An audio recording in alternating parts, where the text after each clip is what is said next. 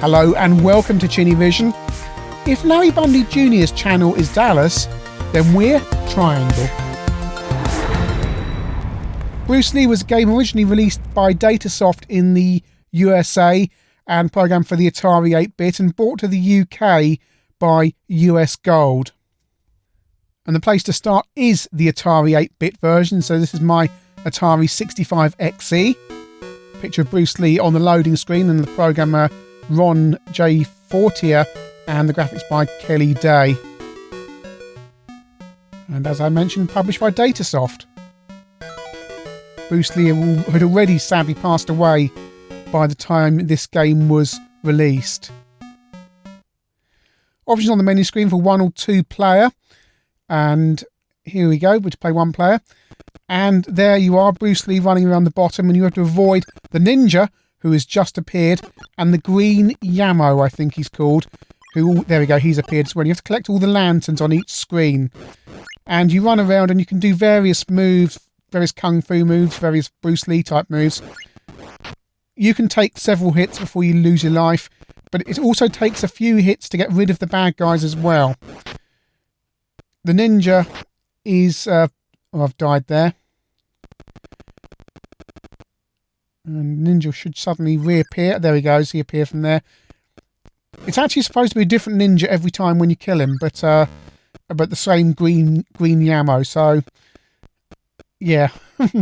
As they get all the lanterns on the screen, and that's the last 2 there. Oh no, gone over to the next screen.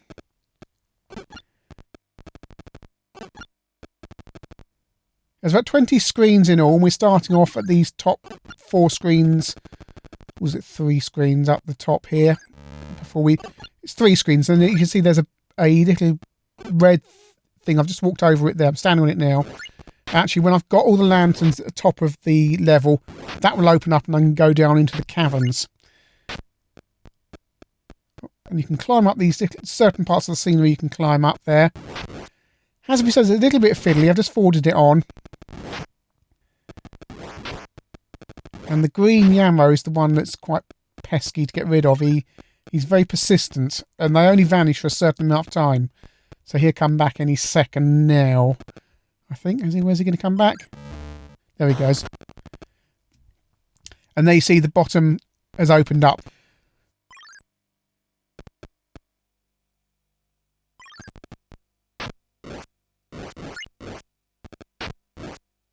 You either seem to have to get all the lanterns in an area or certain lanterns in an area to get onto the next level. I've died there.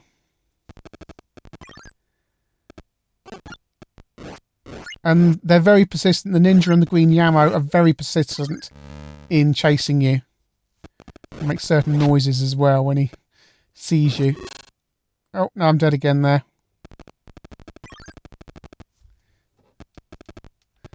No music, just sound effects during the game. Very basic. But I do like the little effect that when the green Yamo appears, he almost roars. On to the C64 version. This version is also by Datasoft. I mention that because the UK formats are actually done by US Gold. Although you'll see, there's something weird going on with those versions, which we'll have a look at in a minute. C64 version appears to be slightly faster. Ostensibly exactly the same.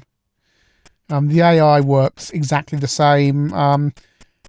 You're running around getting all the lanterns. So I forwarded it on. So we're now in the caverns below.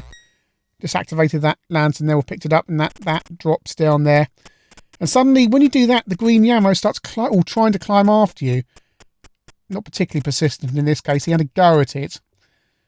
And it seems to vary what he's going to do depending on what screen you're at and various things that you activate. He will no doubt appear behind me any second. The ninja has appeared. And these funny tree things spring up. We've got to watch out for because... there we go, he's appeared. And the tree things spring up and kill you. But they can also kill the bad guys, which is handy. You don't know when they're going to... no, there is a pattern to it, actually. So no, there isn't. Onto a later screen here. Collected all the lanterns on this screen. Climbing up this red thing here Graphics very basic, but this is a very early game, remember.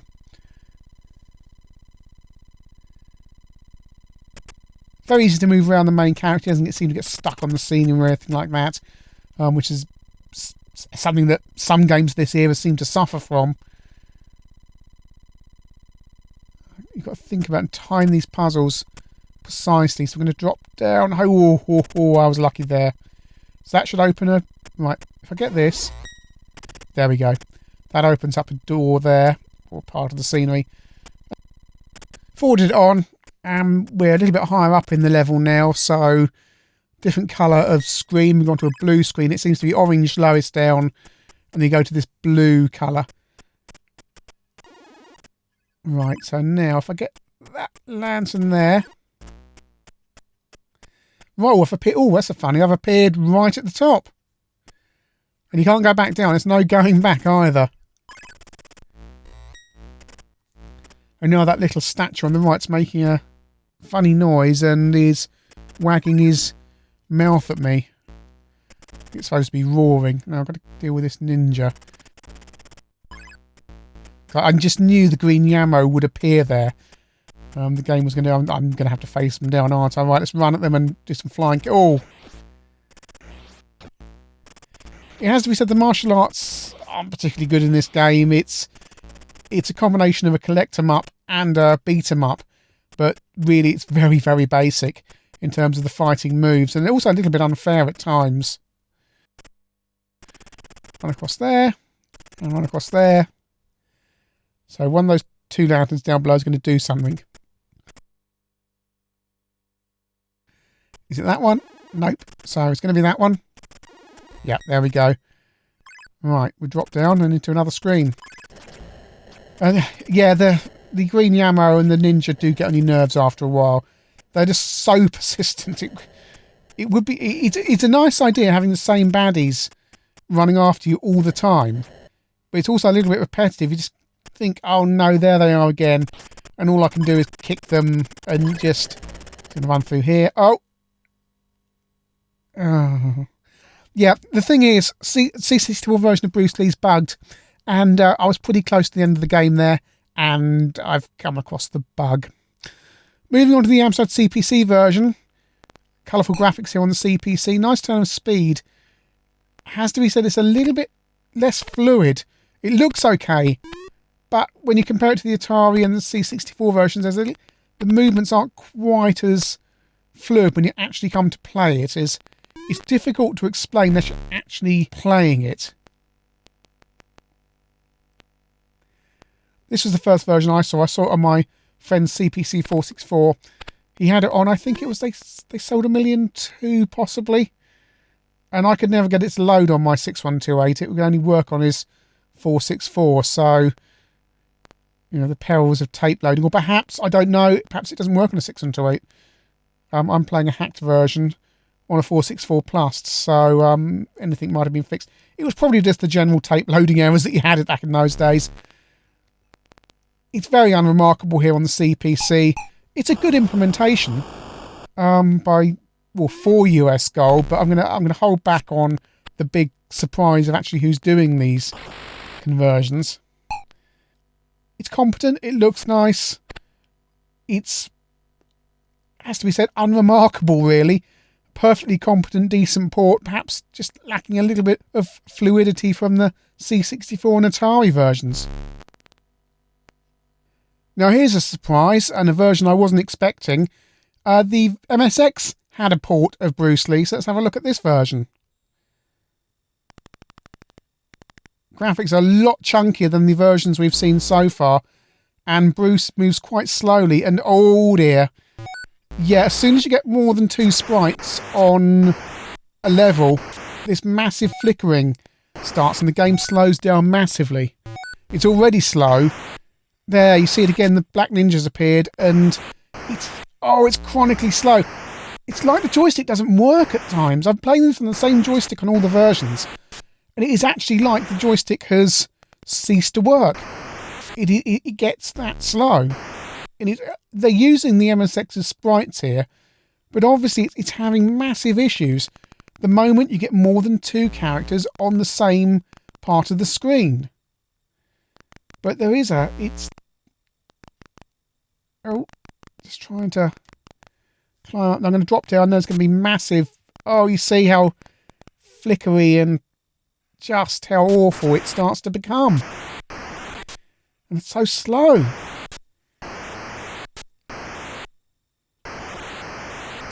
And even when you've only got 2 characters on this level, the combat is absolutely diabolical.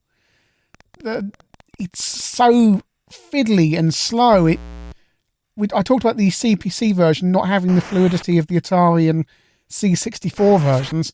Well, you know, this is far, far worse. The CPC version, it's a minor niggle.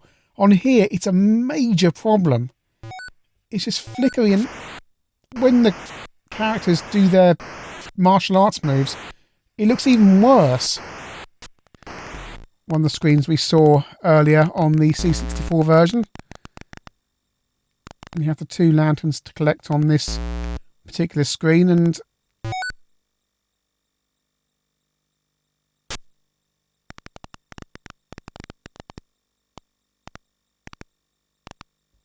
oh no, I've touched this. Even though I'm not sure you could die in that way on the other versions, I'm not sure.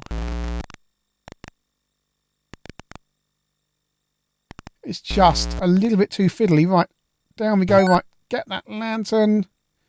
Get the timing right. Down we go. And now they're going to come after me and try and climb up the... The AI is consistent. They're acting in the same way as the Atari and C64 versions. The green Yamo and the black ninja. It's just they flicker like anything. Oh dear.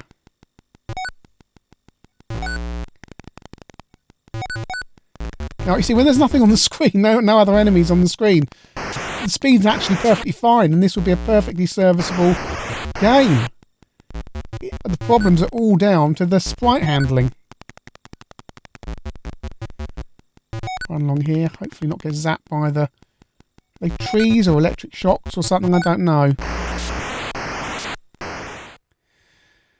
So over to the Sinclair Spectrum, and look at this.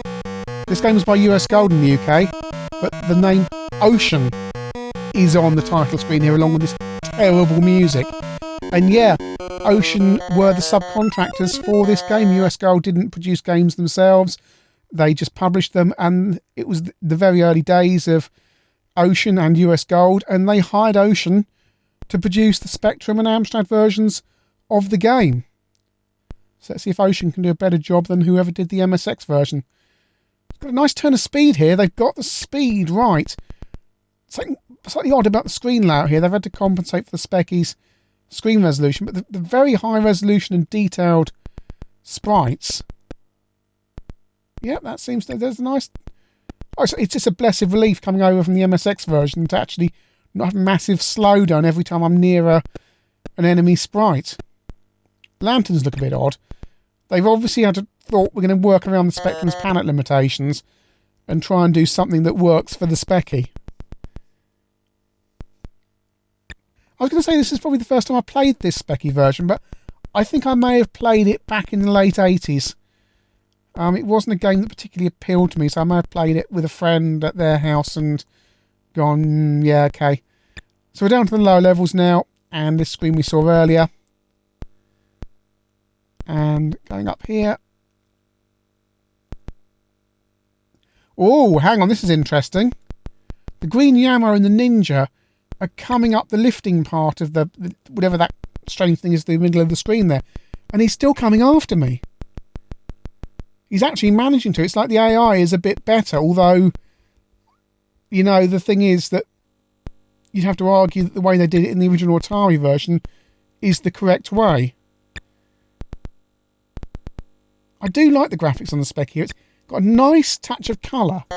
A nice high-res look. Even if these screens are slightly compressed down, possibly, they somehow managed to look smaller. Now, there is a BBC Micro version of this game, and unfortunately, although it looked like it had loaded when I came to play it, it hadn't because of the incompatibilities with my BBC Master, so I'm afraid we're not going to be able to look at that version. Bruce Lee. I don't think I need to say it's an iconic game, but it's the first game I can think of where you get to beat people up and collect things, just this combination of different gameplay types. It's a limited game, there's 20 screens. Your Sinclair pointed out that after a few goes you can easily complete it. I don't doubt that. I'm not a terribly good games player. I found the C64 version fairly easy, but I didn't find it necessarily as easy on the CPC and Atari. Or the MSX or the Spectrum come to that. So, but then again, I'm not a terribly good games player. The go-to versions are the Atari and the C64 versions. The Atari version is the original, and the C64 version is a really good copy. It actually has a nice turn of speed on it that's slightly lacking from the Atari version. CPC version seems to be trying to ape the C64. It's a nice version, but it's just a little bit lacking. There's something slightly niggly about the compact that I can't... It's just a little bit too slow in those sections, I'm not sure. It just lacks the finesse. Spectrum version, yeah, it's a very nice attempt at it. Nice graphics. The AI seems to be slightly different, and I'm sure there are a few minor screen layout issues there. I think each screen is a tad smaller, perhaps. I don't know. The MSX version is a complete disaster. It looks ugly, and you know, it's okay when there's only you on the screen and you're running around. When the Black Ninja comes on, it slows down chronically. When the Green Yarrow comes on, it slows down even more. And when you're all on the same line or same platform on the screen, it comes to an absolute halt. It's a flickering, juddering mess. It's absolutely awful. Bruce Lee is an all-time classic game. Yes, it's very limited. It's historically important, and it's been done better since. But if you're going to play it on the Atari 8-bit or the C64.